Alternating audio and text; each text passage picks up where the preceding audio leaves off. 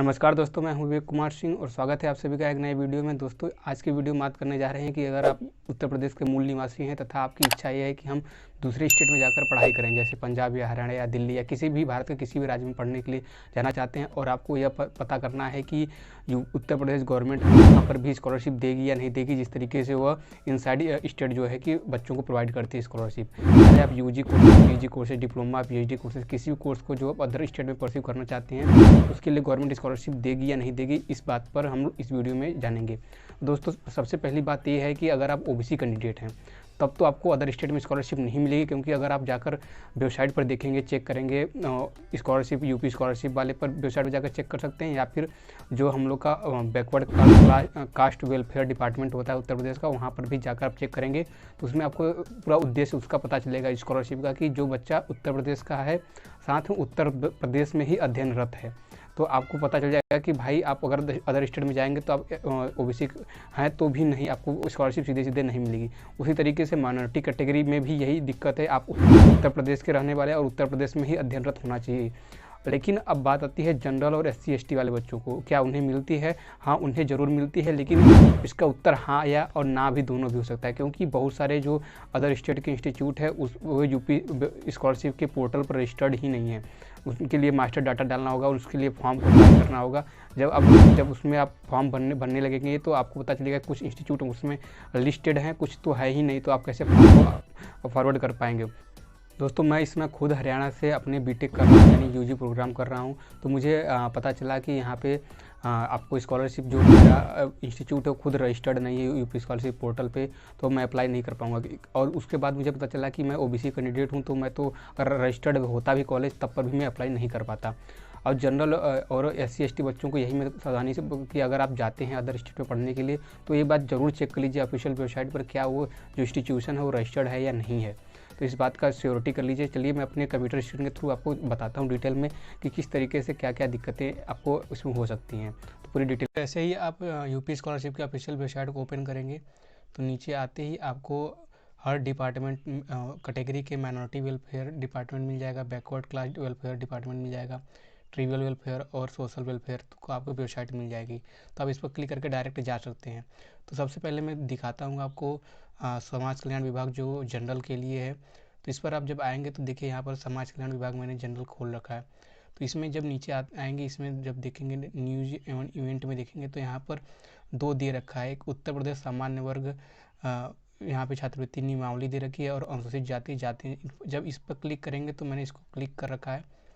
तो यहाँ पर देखिए मैं जो उत्तर प्रदेश अनुसूचित जाति और अनुसूचित जनजाति के लिए यहाँ पर है, यहाँ पर देखिए इसका जो विस्तार दे रखा है, प्रसार और विस्तार, इस नियमावली से संपूर्ण भारतवर्ष में पढ़ने वाले वे छात्र छात्राएं आच्छादित होंगे जो उत्तर प्रदेश के अस्थायी निवासी मूल निवासी होंगे। तो दोस्तों, मतलब कि अगर एससी एसटी कैटेगरी का आप स्टूडेंट है तो आप दूसरे स्टेट में जाकर पढ़ेंगे तब पर भी आपको स्कॉलरशिप मिलेगी। फिर यहाँ पर देखिए जनरल के लिए भी मैंने ओपन कर रखा है, तो यहाँ पर ये वाला जो यहाँ पर जो पीडीएफ दे रखा है जनरल के लिए, देखिए यहाँ पर विषय है उत्तर प्रदेश सामान्य वर्ग दसमोत्तर छात्रवृत्ति योजना 2012। तो यहाँ पर जब नीचे आएंगे तो इसका भी प्रसार आप देखेंगे तो आपको पता चलेगा कि नहीं, ये भी प्रसार इसका जो है, देखिए यहाँ पर जो विस्तार और प्रसार दे रखा है, इस नियमावली से संपूर्ण भारतवर्ष में पढ़ने वाले वे छात्र छात्राएं आच्छादित होंगे जो उत्तर प्रदेश के अस्थायी या मूल निवासी होंगे। यानी अगर आप उत्तर प्रदेश के हैं तो आप बाहर भी जाकर जो भारत के स्टेट्स हैं उस पर जाकर पढ़ेंगे तो आपको स्कॉलरशिप दी जाएगी। अब हम बात करते हैं जो ओबीसी कैटेगरी के स्टूडेंट हैं, तो ओबीसी कैटेगरी के लिए देखिए यहाँ पर हम आते हैं, देखिए ये है आपका बैकवर्ड क्लास वेलफेयर जो डिपार्टमेंट होता है, यानी पिछड़ा वर्ग समाज कल्याण विभाग। तो इसका हमने हिंदी वर्जन जो वेबसाइट ओपन कर रखा है, तो यहाँ पर देखिए पात्रता, इस जो शुल्क जो यहाँ पे है दसमोत्तर छात्रवृत्ति योजना, इसकी जो पात्रता है देखिए यहाँ पे उत्तर प्रदेश में अध्ययनरत एवं उत्तर प्रदेश के मूल निवासी, यानी आप उत्तर प्रदेश में ही अध्ययनरत होने चाहिए। छात्र के माता पिता अभिभावक और 2 लाख तक होने चाहिए, मतलब यहाँ तो इनकम क्राइटेरिया दे रखा है, तो आप पढ़ सकते हैं बाकी। लेकिन मैं आपको बताना चाहता हूँ कि अगर आप ओबीसी हैं तो आप उत्तर प्रदेश में ही अध्ययनरत होने चाहिए। तो इसका मतलब ये है कि आप बाहर के स्टेट में जाकर पढ़ाई नहीं कर सकते हैं। फिर आपको इसी तरह माइनॉरिटी के लिए भी आप जाएंगे, क्लिक करेंगे तो उस पर भी आपको दिखेगा कि उसमें भी ऐसे ही चीज़ें हैं। बाकी अब आपको एक और मैं दूसरा तरीका बता सकता हूँ, जैसे कि यहाँ पर देखिए, जब आप यहाँ पर आएंगे तो जब डाउनलोड लिंक में देखिए 2021 यहाँ पर देखिए दे रखा है general instruction for outside institution, और यहाँ पर फिर उसके बाद तो इस पर हम अगर क्लिक करेंगे तो थोड़ा टाइम लगेगा ओपन होने के लिए, रुकिए।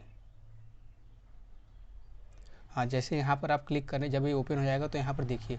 प्रदेश से बाहर अध्ययनरत उत्तर प्रदेश के मूल निवासी छात्र छात्राएं एवं संस्थाओं हेतु दिशा निर्देश। तो अन्य प्रदेशों में अनुसूचित जाति, जनजाति एवं सामान्य वर्ग, तो देखिए SC ST के जो बच्चे और सामान्य वर्ग के जो बच्चे के शासकीय एवं शासकीय सहायता प्राप्त शिक्षण संस्थान में जो उत्तर प्रदेश के राज्य के छात्रवृत्ति पोर्टल पर पंजीकृत हैं,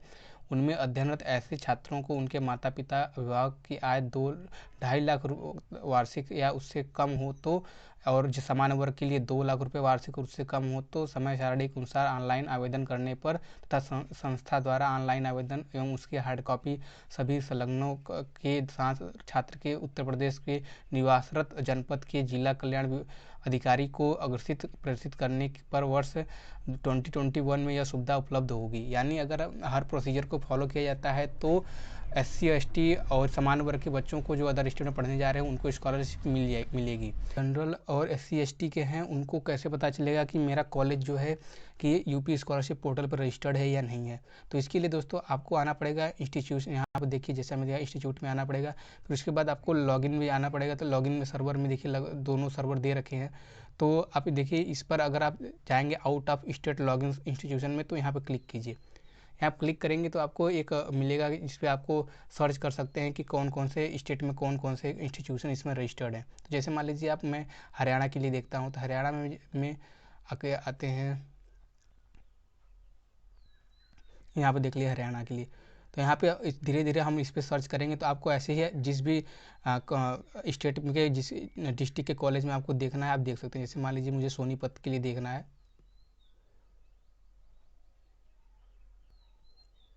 अब देखिए यहाँ पर आपको शिक्षण संस्थान शो करने लगेंगे। यहाँ पर देखिए 2 है, मेरा भी कॉलेज जो है सोनीपत में है लेकिन उसका इसमें नाम नहीं है, यानी कि मेरा कॉलेज इस पर रजिस्टर्ड नहीं है। अब मुझे जब मैं जो बच्चे वहाँ पे कॉलेज में मेरे कॉलेज में एडमिशन लेंगे तो उनको एक तो वो जून अगस्त में आएंगे वहाँ पर पढ़ाई करने के लिए जुलाई में, तो उस समय तक जो रजिस्ट्रेशन का डेट होता है वो ख़त्म हो चुका होता है। तो यानी मतलब कि पॉसिबल नहीं है कि आप वहाँ पर जाकर कॉलेज में रजिस्टर करवा दीजिए वहाँ पर कुछ प्रयास करके। अगर लेकिन अगले साल आप चाहें तो करवा सकते हैं, और इंस्टीट्यूशन अगर खुद से चाहे तो वो भी कर सकते हैं। लेकिन यह आप बात को आपको एक ज़रूरी डाउट में डाल देगा कि क्या आपका इंस्टीट्यूशन इसमें रजिस्टर्ड है या नहीं है। अगर मतलब कि आपको हो सकता है पहले साल फिर दोबारा आपको रजिस्टर्ड करें कि ना करें, कई सारी दिक्कतें हो सकती हैं। तो आप यहाँ पर देखिए तो आपको पता चल जाएगा। फिर आप दूसरे में भी आप चाहें तो दूसरे सर्वर में भी देख सकते हैं। दोस्तों अंतिम में यही कहना चाहूँगा, आप किसी भी कैटेगरी के स्टूडेंट हैं, आप उत्तर प्रदेश के निवासी हैं, तो आप बाहर पढ़ने के लिए ज़रूर जा सकते हैं, दूसरे स्टेट में पढ़ने के लिए जा सकते हैं। लेकिन स्कॉलरशिप सिर्फ SC ST और जनरल के बच्चों को भी देती है, और इन बच्चों को भी सावधान रहना है क्योंकि बहुत सारे जो इंस्टीट्यूशन है वो रजिस्टर्ड ही नहीं है यूपी स्कॉलरशिप पोर्टल पे, तो कहीं ना कहीं दिक्कत है। और मैं गवर्नमेंट से भी रिक्वेस्ट करना चाहूँगा कि आप ऐसा पोर्टल बनाएं जिससे कि कॉलेज जो है या इंस्टीट्यूशन आसानी से रजिस्टर्ड हो सके, इतनी लंबी प्रोसीजर ना हो, और सभी कैटेगरी के स्टूडेंट जो हैं दूसरे स्टेट में अच्छे इंस्टीट्यूशन में जो रैंकिंग करते हैं उनमें जाकर पढ़ सकते हैं, उन्हें कोई दिक्कत ना हो इस यूपी स्कॉलरशिप की बेनिफिट को लेने के लिए। आपने इतनी अच्छी स्कीम चला रखी है, लेकिन बहुत सारे बच्चे जो बाहर जा रहे हैं पढ़ने के लिए, जैसे मैं खुद गया लेकिन वहाँ पर मुझे स्कॉलरशिप नहीं मिली, तो इस तरीके की दिक्कतें होती हैं। तो आप सभी कैटेगरी के बच्चों का ध्यान दीजिए और देखिए कि सभी इंस्टीट्यूशन जो है रजिस्टर्ड हैं कि नहीं है, सभी इंस्टीट्यूशन के कॉलेज जो हैं रजिस्टर्ड बच्चों को मिल पा रहा है कि नहीं मिल पा रहा है, आप उनकी प्रॉब्लम को समझिए। और दोस्तों ये वीडियो आपको थोड़ा भी हेल्पफुल लगा तो इस चैनल को ज़रूर सब्सक्राइब कीजिए, क्योंकि इस चैनल पे स्टूडेंट्स से प्रॉब्लम वाली जितनी भी चीज़ें होती हैं मैं ज़रूर शेयर करता हूँ। और इस वीडियो को शेयर कीजिए और वीडियो को ज़रूर लाइक कीजिए। दोस्तों चलिए मिलेंगे अगली वीडियो में, तब तक के लिए बहुत बहुत धन्यवाद।